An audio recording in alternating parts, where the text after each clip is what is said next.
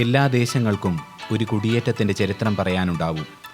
ജന്മനാടിൽ നിന്നും പുറപ്പെട്ടു പോരേണ്ടി വന്ന മനുഷ്യരുടെ നിസ്സഹായത നിഴലിക്കുന്നതും കണ്ണീര് പടർന്നതുമായ ചരിത്രപാഠങ്ങൾ. അമ്പായത്തോടിൻ്റെയും ഇവിടുത്തെ മനുഷ്യരുടെയും കുടിയേറ്റ അനുഭവങ്ങളുടെ നാൾവഴി രേഖകൾ പരിശോധിക്കുവാനും പുതുതലമുറയ്ക്ക് അവയുടെ അനുഭവമൂല്യങ്ങളെ പകർന്നു കൊടുക്കുവാനുമുള്ള ഒരു എളിയ യജ്ഞത്തിന് ഇവിടെ ഞങ്ങൾ തുടക്കം കുറിക്കുകയാണ്. മലമ്പാമ്പിനോടും മലമ്പനിയോടും മരം കോച്ചുന്ന തണുപ്പിനോടും പ്രകൃതി ദുരന്തങ്ങളോടും വന്യമൃഗങ്ങളോടും പടപൊരുതി വിയർപ്പൊഴുക്കി ഈ ഭൂമിയെ അഭിനവ പർദീസിയാക്കിയ നമ്മുടെ പൂർവികർക്കുള്ള ഒരു ആദരവ് കൂടിയാണ് ഈ ദൃശ്യചരിത്രരേഖ. ഏവർക്കും നമസ്കാരം. കുടിയേറ്റത്തിൻ്റെ ചരിത്രം അന്വേഷിക്കുന്ന ഈ പരിപാടിയിലെ ഇന്നത്തെ എപ്പിസോഡിൽ നമുക്ക് അതിഥിയായി വന്നിരിക്കുന്നത് സ്നേഹബഹുമാനപ്പെട്ട തുരുത്തിയിൽ കുഞ്ഞേട്ടൻ, TS കറിയ എന്നറിയപ്പെടുന്ന തുരുത്തിയിൽ കുഞ്ഞേട്ടനാണ് നമ്മുടെ അതിഥി. ഏറ്റവും സ്നേഹത്തോടു കൂടെ പരിപാടിയിലേക്ക് സ്വാഗതം ചെയ്തത്. പാലായിക്കടുത്ത് തീക്കോയി എന്ന് പറയുന്ന സ്ഥലത്തു നിന്നാണ് പോകുന്നത്. ഒരു 8 കൊല്ലം കഴിഞ്ഞപ്പോഴാണ് ഞാൻ അമ്പായത്തോടിലേക്ക് വരുന്നത്. ഈ മാധ്യത്തോട് മുതൽ ഈ പാലച്ചരം വരെ 40 വീട്ടുകാരെ അന്നുണ്ടായിരുന്നു ഞാൻ വരുന്നത്. അപ്പം ഈ മേൽച്ചാർജ് റദ്ദാക്കണമെന്നായിരുന്നു നമ്മുടെ ആവശ്യം. എന്ന് പറഞ്ഞ് വെല്ലിംഗ്ടൺ നേതൃത്വത്തിൽ ചാച്ചന് വെല്ലിംഗ്ടൺ അടക്കം 10-20 പേര് ഇവിടുന്ന് കാൽനടയായിട്ട് പോയി. കൊണ്ടുപോയിട്ട് ഈ മെമ്മോറണ്ടം കൊടുക്കാൻ ചെന്നപ്പം അന്ന് മാറിക്കളഞ്ഞു പട്ടംതാണുള്ള.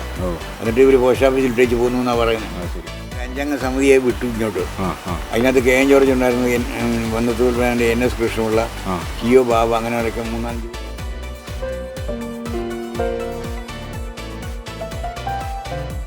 കുഞ്ഞേട്ടനിങ്ങനെ സജീവമായിട്ട് രാഷ്ട്രീയ പ്രവർത്തനത്തിലേക്കൊക്കെ കടന്നു വരുന്നുണ്ടല്ലോ. അതെങ്ങനെയായിരുന്നു ഈ രാഷ്ട്രീയത്തിലേക്കുള്ള ഒരു രംഗത്ത്? രാഷ്ട്രീയത്തിൽ എന്ന് പറഞ്ഞാൽ അവർ ഈ സമരം പരിപാടിയൊക്കെ വന്നപ്പോൾ അതിൻ്റെ കൂടെയൊക്കെ ഒന്ന് നമ്മൾ നടക്കുമായിരുന്നു. അങ്ങനെ പരിപാടിയെല്ലാം നടന്നു കഴിഞ്ഞപ്പോൾ ആ കൂടെ ഇങ്ങനെ നമ്മൾ നടന്നു. പിന്നീട് KN ജോർജൊക്കെ ഇതിലെ വന്ന് കഴിഞ്ഞപ്പോൾ KN ജോർജിൻ്റെ കേരള കോൺഗ്രസ് ചെയർമാനായിരുന്നു. അപ്പോൾ അതിനോടൊക്കെ ആകർഷിച്ച് അതിൻ്റെ കൂടെയൊക്കെ ആയിരുന്നു ആദ്യം. ശരിക്കും കുടിയിറക്ക് സമരമാണ് ഒരു രാഷ്ട്രീയമായിട്ടുള്ള ഒരു പ്രേരണ, പൊതുവായിട്ട് പ്രവർത്തിക്കാൻ ഒരു പ്രേരണ വന്നതാണ്. അപ്പോൾ ഇന്ന് പോരാത്തിന് ചാച്ചനും ഇങ്ങനെ പൊതുരംഗത്തുള്ളത് കൊണ്ട് നമ്മൾ ആ കൂടെ അങ്ങനെ കൂടി. എന്നും കൊണ്ട് എല്ലാവരും രാഷ്ട്രീയ രംഗത്തില്ലല്ലോ. പക്ഷേ തിരുവിതാംകൂറിൽ നിന്ന് ഞങ്ങളുടെ ആ ഭാഗത്ത് നിന്ന് നമ്മുടെ ജോർജ് ചേട്ടൻ സ്മരിക്കുക, അയാൾ ഇതുപോലെ തന്നെ പൊതുരംഗത്ത് പ്രവർത്തിച്ച ആളാണ്. പിന്നെ അത് കഴിഞ്ഞ് എല്ലാവരുമായിട്ട് സഹകരിച്ച് നമ്മൾ പ്രവർത്തിച്ചുകൊണ്ടിരുന്നു. കൊട്ടിയൂർ ബാങ്കിൻ്റെ 2 പ്രാവശ്യത്തെ ടൈമിൽ നമ്മളുണ്ടായിരുന്നു. രണ്ടാമത്തെ ടൈമിൽ കൊട്ടിയൂർ ബാങ്ക് പ്രസിഡൻ്റായിരുന്നു. ആ കാലത്താണ് ഈ കൊട്ടിയൂർ ബാങ്കിൽ ആദ്യമായിട്ട് ഈ ബാങ്കിൽ കള്ളം കയറി നമ്മുടെ കൊട്ടിയൂരായിരുന്നു. കള്ളം കയറി കഴിയുമ്പോൾ നമുക്കൊക്കെ ആകെ ഒരു പ്രയാസം. ഓരോരുത്തരെല്ലാം സ്വർണ്ണം കൊണ്ടെന്ന് വെച്ചാൽ സ്വർണ്ണം അടക്കം എടുത്തുകൊണ്ട് പോയി. പക്ഷേ ഒരു 3-4 ദിവസം കഴിഞ്ഞപ്പോൾ ആ സ്വർണ്ണം കൊണ്ടുപോയത് അപ്പാട് ഒരു പ്ലാസ്റ്റിക് ഭരണിയിൽ ഇരട്ടിക്കപ്പുറം ഒരു സ്ഥലത്ത് കുഴിച്ചിട്ടത് അതുകൂടി എടുത്ത് കിട്ടി. അതിനകത്ത് ഒരു മാല മാത്രമേ നഷ്ടപ്പെട്ടുള്ളൂ. അതങ്ങനെ സ്വർണ്ണം മുഴുവനായിട്ട് കിട്ടുകയും ചെയ്തു. അന്ന് എൻ്റെ കാലത്ത് അന്നേരം ഈ പാമ്പരപ്പാൻ എന്ന് പറഞ്ഞ സ്ഥലത്തായിരുന്നു അന്നേ പഴയ ബാങ്ക് ഇരുന്നത്. എൻ്റെ കാലത്താണ് ബാങ്ക്. അതിന് മുമ്പ് കൊട്ടിയൂർ കോപ്പറേറ്റീവ് സൊസൈറ്റി ആയിരുന്നു. അത് കഴിഞ്ഞ് ബാങ്കായി. ആ ബാങ്കായി കഴിഞ്ഞപ്പോഴാണ് ഇത് കട്ടുകൊണ്ട് പോയി. അത് കഴിഞ്ഞപ്പോൾ പറഞ്ഞാൽ അവിടെ സെക്രട്ടറി പറഞ്ഞു ഇവിടെ എനിക്ക് വർക്ക് ചെയ്യാൻ പറ്റില്ല, ഒരു ഒഴിഞ്ഞ മൂലയായിരുന്നു അത്. ആരെങ്കിലും വന്ന് രാത്രി കുത്തി പറഞ്ഞു കഴിഞ്ഞാൽ ഞാനും കൂടെ തൂങ്ങേണ്ടി വരും, അതുകൊണ്ട് ഇത് പറ്റുകയില്ല എന്ന് പറഞ്ഞപ്പോൾ മുത്തലാട്ട് MMN തായി എന്ന് പറഞ്ഞ ആൾ നീണ്ടുനോക്കിയിൽ ഒരു 5 സെൻറ്റ് സ്ഥലം ഫ്രീ ആയിട്ട് തരാമെന്ന് പറഞ്ഞു. അവിടെയാണ് ഇപ്പോൾ ഉണ്ടാക്കിയ ബാങ്ക് കെട്ടു. അത് എൻ്റെ കാലത്താണ്. നമ്മുടെ കൂടെ ഉണ്ടായിരുന്ന പ്രവർത്തകരോടൊക്കെ ഒന്നിച്ച് അത് ടെൻഡർ വിളിച്ചിട്ട് ആരും എടുക്കാനില്ലായിട്ട് ഒരുമിച്ച് പണിത് വെച്ചിരിക്കുന്ന ബാങ്കാണ്. അതിപ്പോൾ 2-ാം നിലയായി. അങ്ങനെയാണ് നമ്മുടെ കാലത്താണ് ആ ബാങ്ക് ഉണ്ടായത്. പിന്നീട് അതുപോലെ തന്നെ ഈ അമ്പായത്തോടിൻ്റെ ഭാവി മാറ്റിമറിച്ചത് ഇവിടുത്തെ പാലച്ചരം ബോയ്സ്റ്റോൺ റോഡാണെന്ന് നമുക്ക് പറയാമല്ലോ. എന്നുവെച്ചാൽ അത് അപ്പം ആ റോഡ് വരുന്നതുമായിട്ട് ബന്ധപ്പെട്ടുണ്ടായ ആ കാലഘട്ടത്തിലെ അനുഭവങ്ങളും, പ്രത്യേകിച്ച് ഈ ഇപ്പം കാണുന്ന റോഡല്ല മറ്റൊരു സമാന്തരമായൊരു പാതയെക്കുറിച്ചുള്ള ചിന്തയൊക്കെ മുന്നോട്ട് വയ്ക്കുന്നത് കുഞ്ഞേട്ടനും കൂടെ കൂടി ഒരു വ്യത്യസ്തമായൊരു അഭിപ്രായം മുന്നോട്ട് വയ്ക്കുന്നു. അപ്പോൾ അതിനെപ്പറ്റിയുള്ള കാര്യങ്ങളൊന്നും, അതായത് ഈ കൊട്ടിയൂർ ഇടവകയിലും അമ്പായത്തോട് ഇടവകയിലും കൂടിയായിരുന്നു ഈ ചെറിയാത്തച്ഛൻ, ജേക്കബ് ചെറിയാത്തച്ഛൻ ഉണ്ടായിരുന്നു. വികാരിയച്ഛൻ, നമ്മുടെ വികാരിയച്ഛനായിരുന്നു. അപ്പോൾ അച്ഛൻ പറഞ്ഞു നമുക്ക് ഈ നെടുമ്പോയി കൂടെ പോകുന്ന റോഡിനും ഒടിവുണ്ട്, കോഴിക്കോട്ട് പോകുന്ന വഴിനും ഇങ്ങനെ ഏർപ്പിനുണ്ട്. അപ്പോൾ നമുക്ക് അധികം ഒടിവില്ലാതെ റോഡ് വില ഉണ്ടാക്കാം എന്ന് പറഞ്ഞ് ലൈൻ തിരിക്കാന്ന് പറഞ്ഞാൽ അച്ഛൻ നല്ല തൻ്റെ ഇടവായിട്ടായിരുന്നു ഉണ്ടായിരുന്നത്. അപ്പോൾ അച്ഛൻ ഇങ്ങനെ വന്ന് ഇങ്ങനെ ലൈൻ വെട്ടിയാൽ 42ലേക്ക് അന്നത്തെ കാലത്ത് ഈ കുടിയേറ്റക്കാരല്ലേ, ചെറിയ സ്ഥലത്തിനൊന്നും അങ്ങനെ വിലയില്ല, എല്ലാവരും സഹകരിക്കുകയും ചെയ്തു. അപ്പോൾ നമുക്ക് ലൈൻ വെട്ടാന്ന് പറഞ്ഞാൽ ലൈൻ വെട്ടാൻ ആദ്യം മുതലേ അച്ഛൻ്റെ കൂടെ നമ്മളും ഉണ്ടായിരുന്നു. ഒരു 3 തടി പോലെ വെട്ടി കുറച്ച് നാൾ മിച്ചോട് വീതിയിൽ വെട്ടി കാടുമൊക്കെ വൈകി എല്ലാ വീട്ടുകാരും അതിനകത്ത് സഹകരിച്ചുകൊണ്ടിരുന്നു. അങ്ങനെ പണിത് ഒരു ജീപ്പിൽ നമുക്ക് കിടത്തണമെന്ന് വിചാരിച്ചിട്ട് 2 കൊല്ലത്തെ പരിശ്രമം കൊണ്ട് ഒരുമാതിരി ജീപ്പ് കിടത്താൻ വീതിയാക്കി.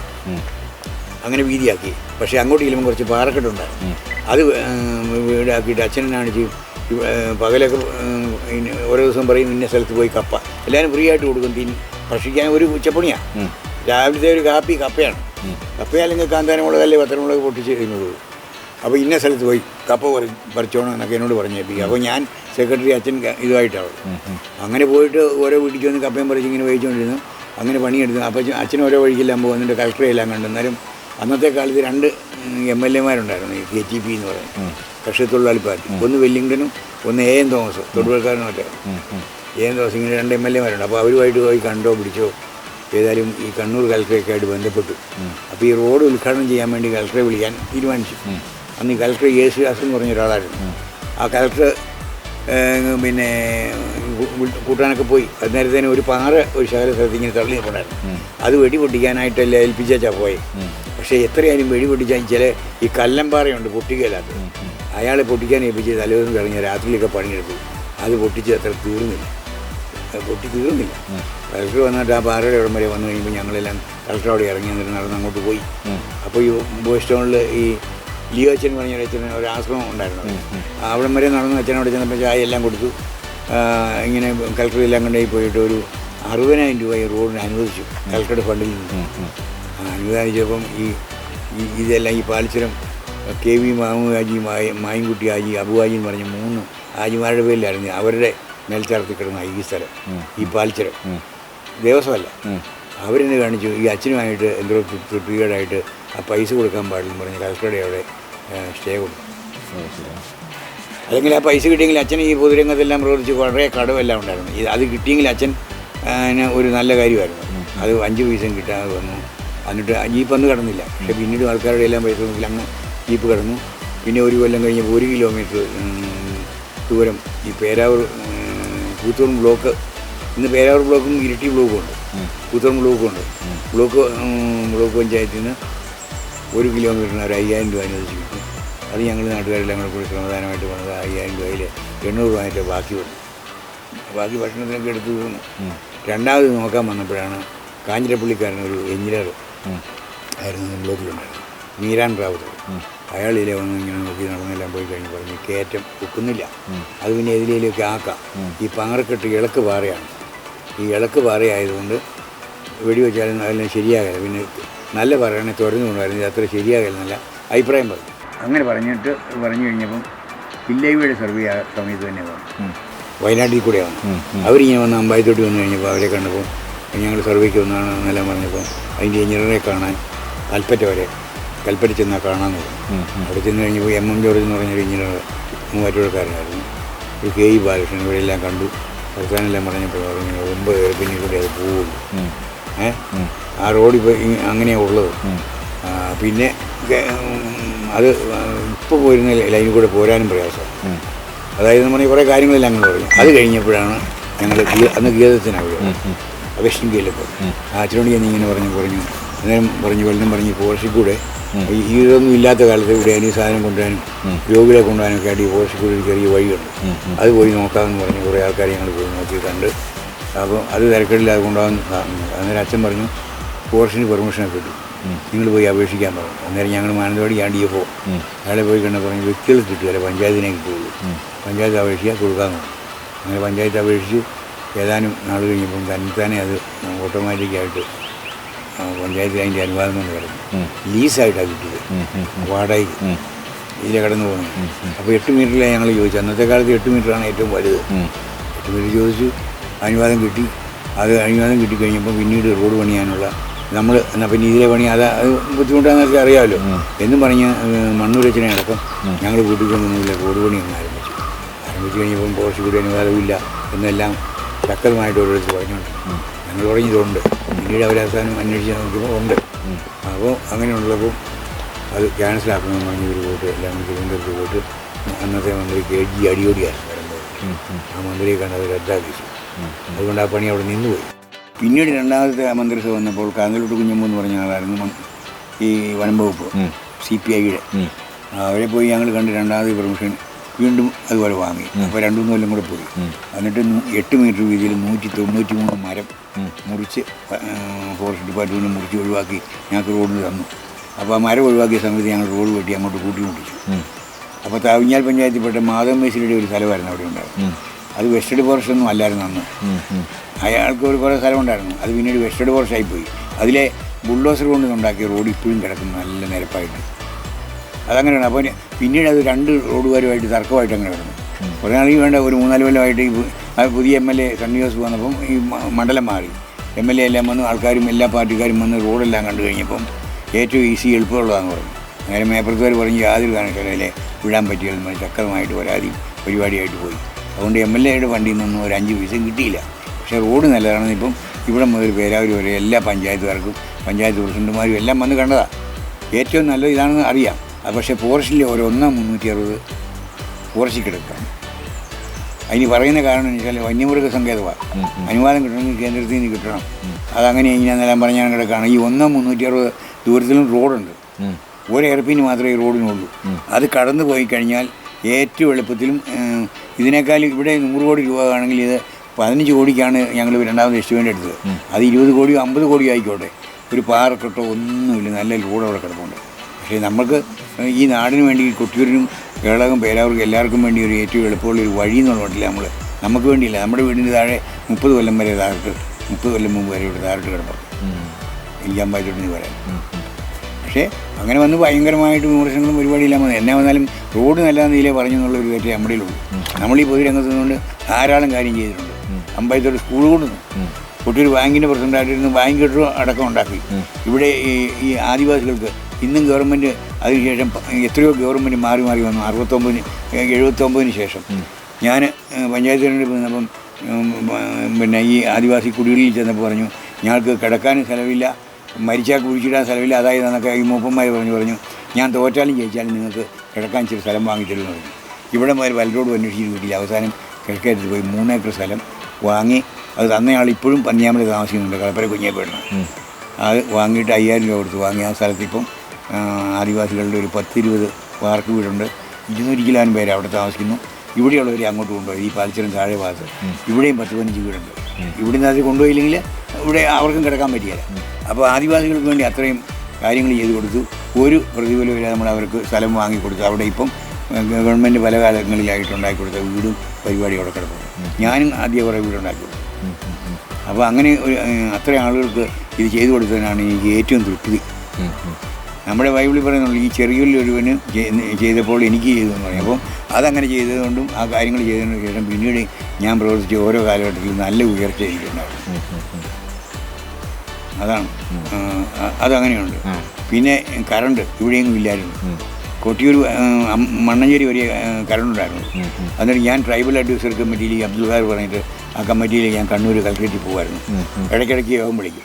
ആ അഡ്വൈസറി കമ്മിറ്റിയിൽ ഉണ്ടായിരുന്നപ്പോഴാണ് അമ്പായത്തൂർ പാലിച്ചിറം കോളനിയിൽ മേലെ ഭാഗത്തും താഴെ ഭാഗത്തും അവിടെ അമ്പായത്തൂരുള്ള കുറിച്ചിൻ്റെ ഭാഗത്തോട്ട് വെക്കുന്ന 3-4 ഭാഗത്തേക്ക് ലൈൻ പറഞ്ഞ് ഒരു ഇത് പാസ്സാക്കി കറണ്ടിൻ്റെ.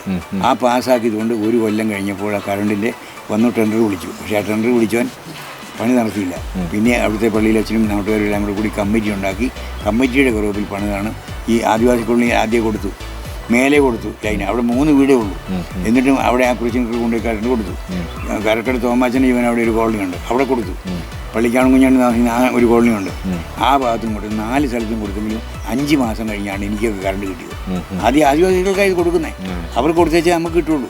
അപ്പോൾ അമ്പായത്തുള്ള ഈ കറണ്ട് വന്നെങ്കിലും കണ്ണപ്പന്മാർക്ക് കറണ്ട് ഇല്ല. അതിൻ്റെ മുകളിൽ കൂടി ഞാൻ കൊണ്ടുവരുവേ. അത് കഴിഞ്ഞ് കുറേ കാലം കഴിഞ്ഞാൽ കണ്ണപ്പുറത്ത് കിട്ടിയത്. നീണ്ടുനോക്കിയിൽ ചപ്പമലയ്ക്ക് എത്രയോ കൊല്ലം കഴിഞ്ഞാൽ കിട്ടിയത്. പാലികച്ചിക്ക് കുറേ കൊല്ലം കഴിഞ്ഞാൽ കിട്ടിയത്. പന്നിയാമലയ്ക്കൊക്കെ 5-10 കൊല്ലം കഴിഞ്ഞാൽ കിട്ടിയത്. നമ്മളിവിടെ ഇതിങ്ങനെ കൊണ്ടു. അതൊരു നല്ല നേട്ടമായിരുന്നു. അതുപോലെ ബസ് സ്റ്റാൻഡ്, അമ്പായത്തുള്ള ബസ് സ്റ്റാൻഡ് വേണമെന്ന് പറഞ്ഞാൽ നീണ്ടുനോക്കി വേണമെന്ന് പറഞ്ഞ് ഉണ്ടാക്കി വെച്ചു. അത് നീണ്ടുനോക്കിയിൽ ക്യാൻസലായി പോയി ഇപ്പം കുറേ കൊല്ലം കഴിഞ്ഞാൽ. നമ്മുടെ ഇവിടെ ഉണ്ടാക്കി കൊടുത്തു. പക്ഷേ ബസ് ഇങ്ങോട്ട് ഇറങ്ങി എപ്പോഴും വന്ന് കിടക്കുന്നില്ല, വല്ലപ്പോഴും കൊണ്ട് അവിടെ ഇടുന്നു മാത്രമേ ഉള്ളൂ. ഒരു 20 സെൻറ്റ് സ്ഥലം വാങ്ങി ഫ്രീ ആയിട്ട് കൊടുത്തു. ഞാൻ പഞ്ചായത്ത് മെമ്പറായിരുന്നപ്പോഴാണ്. 2 പ്രാവശ്യം പഞ്ചായത്ത് മെമ്പറായിരുന്നു, സ്റ്റാൻഡിംഗ് കമ്മിറ്റി ചെയർമാനായിരുന്നു. അപ്പോൾ ആ കാലത്ത് നമ്മളിവിടെ ഫ്രീ ആയിട്ട് സ്ഥലം വില കൊടുത്ത് ഞങ്ങൾ വാങ്ങിയിട്ട് ഫ്രീ ആയിട്ട് കൊടുക്കും. ഇങ്ങോട്ടേക്ക് ആദ്യമായിട്ട് ബസ് എത്തുന്നതുമായിട്ട് ബന്ധപ്പെട്ട് അതുണ്ട്. ബസ് എത്തുമ്പോഴത്തേന് കൊട്ടിയൂരിൽ മുതലേ അങ്ങോട്ട് പണിയാണല്ലോ. എല്ലാവരും കൂടെ നമുക്ക് കൂട്ടായി പണിയാന്ന് പറഞ്ഞിട്ട് ചെറിയാത്തച്ഛന് അങ്ങോട്ട് പണിയാറുള്ള ഓരോ പള്ളിയിലെ അച്ഛന്മാരും പാർട്ടിക്കാരും എല്ലാം കൂടി 2-3 ദിവസം കൊണ്ട് ഒരുമാതിരി റോഡിൻ്റെ രൂപം ആക്കി ശ്രമദാനം നടത്തി. നേരെ അമ്പായത്തൊട്ടിലൊക്കെ നമ്മൾ കിടന്ന് പണിയാണ്. അത് ഏത് വർഷമാണ്? ഈ 1969-70. അന്നേരം ഇവിടെ ഒക്കെ പണി ചെയ്ത് അന്നേരം ചെല്ലി പറയും പാമ്പരപ്പാൻ കൊണ്ട് നിൽക്കും, അമ്പലം കൊണ്ട് നിൽക്കും, അങ്ങനെ ഞാൻ പറയാൻ. അപ്പോൾ ഞങ്ങൾ ഉച്ചവരെ ഇത് പണി ചെയ്ത് ഞാൻ കേരളത്തോട്ട് നടന്നു പോകും. കേരളത്താണ് ഇതിൻ്റെ കമ്മിറ്റിയുടെ ഹെഡ് യൂറിയസ് അച്ഛനാണ്, യാക്കോറ്റിന്. അങ്ങനെ അച്ഛനും അല്ലാത്തവരും പാർട്ടിക്കാരെല്ലാം ഉണ്ട്. അവിടെ ചെല്ലുമ്പം ഇങ്ങോട്ട് വരികയില്ല, അവിടെ വരെ വരുള്ളൂന്നൊക്കെ പറഞ്ഞു. നിങ്ങൾ ധൈര്യമായിട്ട് പോകണത് അവിടെ വരും എന്ന് പറഞ്ഞു. പക്ഷേ വെറും മൺ റോഡിൽ കൂടെ ഓരോ ഓവിയാലിനും കലിങ്ങിനും വെറും തടിയിട്ട് ആ തടിയുടെ പുറത്തുകൂടെയാണ് ഈ ബസ് ഇവിടെ അമ്പായത്തൊട്ടി വന്നത്. ലാസ്റ്റ് ഇവിടെ വന്നു. അന്ന് ആ പണിക്ക് എല്ലാവരും കൂടുമായിരുന്നു. നമ്മളൊക്കെ പോയി എത്രയോ പണിയെടുത്താണെന്നറിയോ. ഞാൻ പണിക്കാരെ കൊണ്ടുപോകും 3-4 വരെ വെച്ച്. അപ്പോൾ ഇങ്ങോട്ടേക്ക് ആദ്യമായിട്ട് എത്ര ബസ്സുകൂടെ ഉണ്ടായിരുന്നു ആ സമയത്ത്? അന്നേരം ഒരു സപ്പന ബസ് ഉണ്ടായിരുന്നു, ഒരു NBT ഉണ്ടായിരുന്നു, വേറെ 1-2 ബസ് ഉണ്ട് അതേ കൊടുക്കുന്നുള്ളൂ. അത് കഴിഞ്ഞാൽ പിന്നീട് ബസ് വരാം. അന്നേരം അതുപോലെ ചുങ്കക്കുന്ന് വരെ താറിടാനായിട്ട് ഒരു തീരുമാനം വന്നു. അത് കഴിഞ്ഞ് ഈ അബ്ദുൽ ഖാദറെ പോയി കണ്ട് RSPയുടെ പങ്കജാക്ഷനായിരുന്നു PW മന്ത്രി. ചുങ്കക്കുന്ന് മുതൽ 8 കിലോമീറ്റർ അമ്പായത്തോട് വരെ ഈ തുരുത്താലച്ചനും ഞാനും കൂടെ പോയിട്ട് തിരുവനന്തപുരത്ത് പോയിട്ട് മന്ത്രിയെ കൊണ്ട് ഓർഡർ ആക്കിയിട്ടാണ് ആ 8 കിലോമീറ്റർ അവർ കരടിക്കാൻ പറ്റും. അല്ലെങ്കിൽ മുഴുവൻ പൊടിയാണ്. നമ്മൾ ബസ്സൊക്കെ കയറി അല്ലെങ്കിൽ ഇവിടെ ഇറങ്ങിക്കഴിഞ്ഞാൽ അന്ന് പിന്നെ ആ ഉടുപ്പും തുണി മാറാനേ പറ്റുള്ളൂ, പൊടി അടിച്ച് ബസ്സിലിരിക്കുന്നവർക്ക്. എന്നിട്ട് അമ്പായത്തോട് എല്ലാവരും നല്ല ഒത്തൊരുമയായിരുന്നു ആ കാലത്തൊക്കെ. ചുരുക്കം ചില അതിപ്പോൾ എന്ത് കാര്യത്തിനും കാണും, ചുരുക്കം ചിലരൊക്കെ പണിയാൻ വരാതെ ഇരുന്നുള്ളൂ. പക്ഷേ എല്ലാവരും പണിയാനും വന്ന് വിളിച്ചു, ബസ് വന്നു, സൗകര്യം ഉണ്ട്. അല്ലെങ്കിൽ വെറും നടക്കണ്ടേ.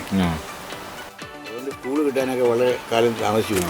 പിന്നീട് അവസാനം നമ്മൾ ഈ RSPയുടെ RSPയും കൂടെ ഉണ്ടായിരുന്ന മന്ത്രിസഭയിലാണ്. വൈബിയോണ് പങ്കജാക്ഷനൊക്കെ ഉള്ള മന്ത്രിസഭ ഉണ്ടായിരുന്ന കാലത്ത് നമ്മളതിനകത്ത് അവരുമായിട്ട് സഹകരിച്ചാറുണ്ടായിരുന്നു. അവരോട് ചോദിച്ചു കഴിഞ്ഞപ്പോൾ 2 സ്കൂള് അന്ന് CH മുഹമ്മദാണ് പിന്നെ വിദ്യാഭ്യാസ വകുപ്പ് മന്ത്രി. അപ്പോൾ സ്കൂളുകൾ അപ്പോൾ അവർ അന്ന് പറഞ്ഞെന്നാ പറഞ്ഞു മുഹമ്മദ് പറഞ്ഞു വെച്ചാൽ എല്ലാവരും ഓരോരുടെ വകുപ്പിലെ കാര്യങ്ങൾ അവരോട് ചെയ്യുകയാണ്. പിന്നെ നിങ്ങളിങ്ങനെ ചോദിച്ചാൽ എങ്ങനെയാണെന്നൊക്കെ ചോദിച്ചെന്നാണ് പറഞ്ഞു. പക്ഷേ എനിക്ക് 2 സ്കൂള് വേണമെന്ന് ഈയിടെ മരിച്ചുപോയ അബ്ദുൽ ഖാദർ എന്ന് പറഞ്ഞ RSPയുടെ പ്രധാന നേതാവായിരുന്നു കണ്ണൂർ ജില്ലയിലെ. അയാൾ പറഞ്ഞ് 2 സ്കൂള് ഞങ്ങൾക്ക് ഇല്ലാതെ പറ്റിയല്ല എന്ന് പറഞ്ഞ് ഒരു സ്കൂൾ അമ്പായത്തോടും ഒരു സ്കൂള് ദേലമ്പാടി എന്ന് പറഞ്ഞു അന്ന് ഒരു സ്ഥലമാണ് ബന്ദർക്കൽ.